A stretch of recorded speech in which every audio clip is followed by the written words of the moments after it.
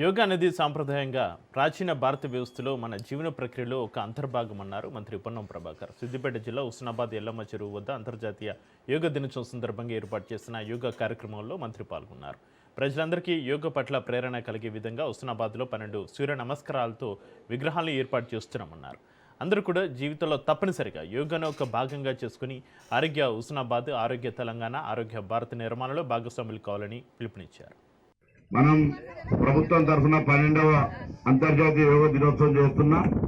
పురాతన నుంచి కూడా మహామునులు లేదా ఇతరత్ర మనకు ఉండబడిన సాంప్రదాయ పద్ధతుల్లో బాబా రామ్దేవ్ జీ అయితే తెలిసి 25 సంవత్సరాలు 30 సంవత్సరాలు అయింది. కాబట్టి యోగా అనేటువంటిది సాంప్రదాయంగా భారత ప్రాచీన వ్యవస్థలో ఒకటి మన జీవన పరిక్రమలో ఒక అంతర్భాగం.